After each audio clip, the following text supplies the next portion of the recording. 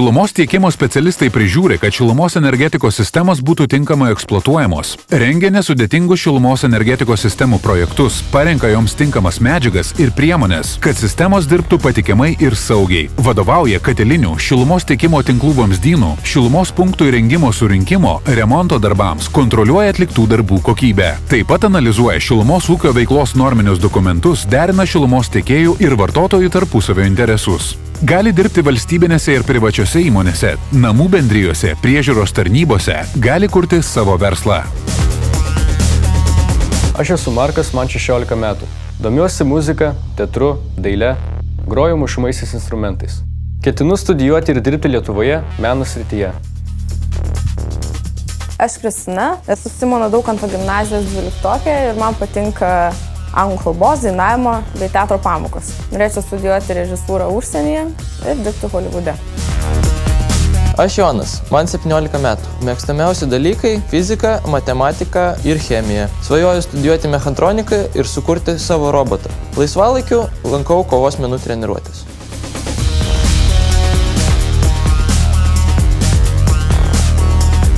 Edikas Barauskas, šilumos energetikos sistemų inžinierius, Vilniaus 3-osios termofikacinės elektrinės katilų ir turbinų specialistas. Darbo stažas 7 metai, baigė Kauno technologijos universitetą.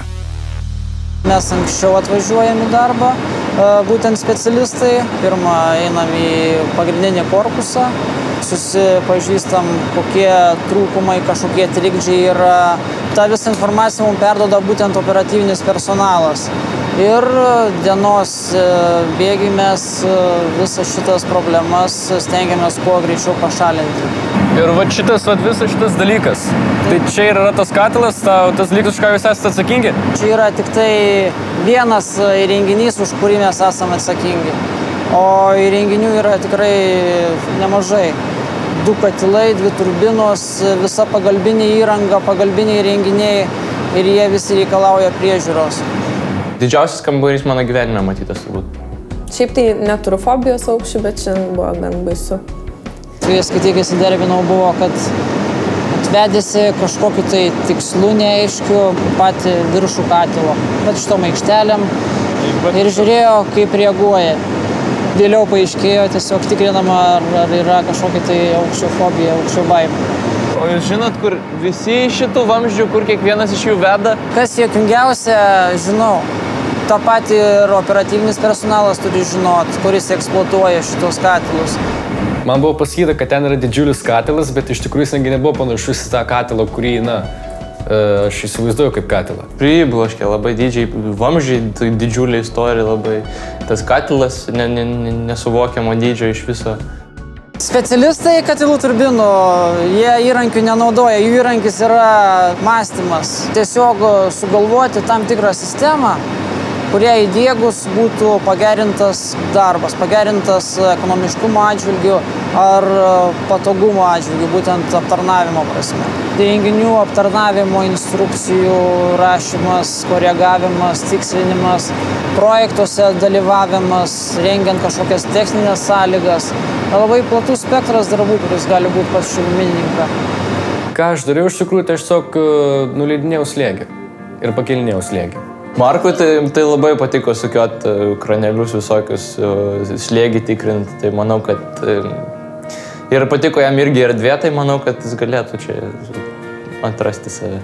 Operatyvinis personalas dirba pamainom po 12 valandų dienos metu ir nuo 8 vakaro dirba kita pamaina.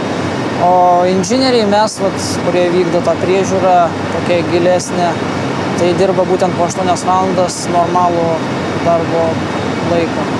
Tai mes esam blokų valdymo pulte, iš kur vyksta būtent pirmo arba antrojo energobloko valdymas. Tai šiuo atveju antras yra blokas valdomas čia, o už mūsų pirmas blokas, modernizuotas, kompiuterizuotas.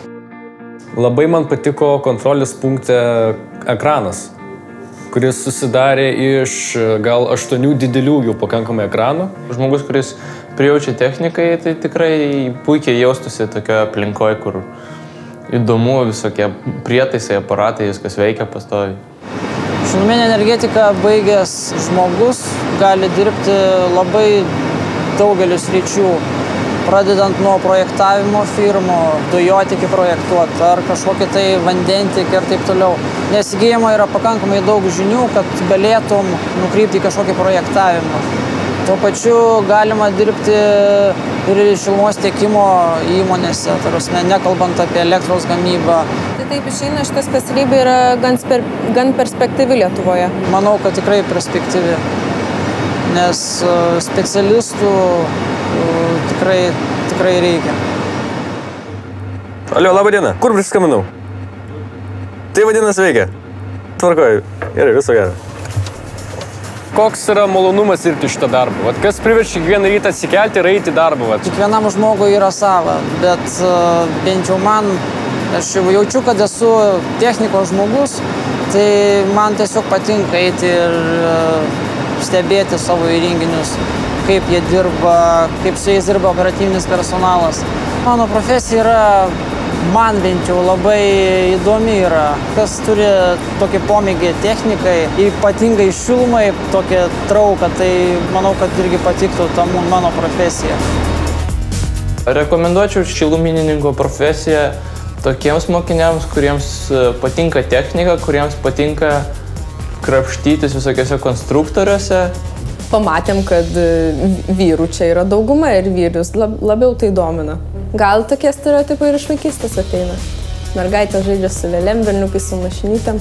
Jeigu tu iš tikrųjų kažką sugalvoji ir kažką atrandi kažkokį tai tikrai gerą būdą, kuris patobulina šilumos tiekimą savo, pavyzdžiui, miestui, tai aišku, tu gali tuo didžiuotis. Labai svarbus atsakingas darbas yra šilumos gamyba. Inžinierius, kuris čia dirba, padarytų klaidą, tai gali būti, kad net visas Vilnius netektų šilumos. O šaltą žiemą tai tikrai būtų nekas.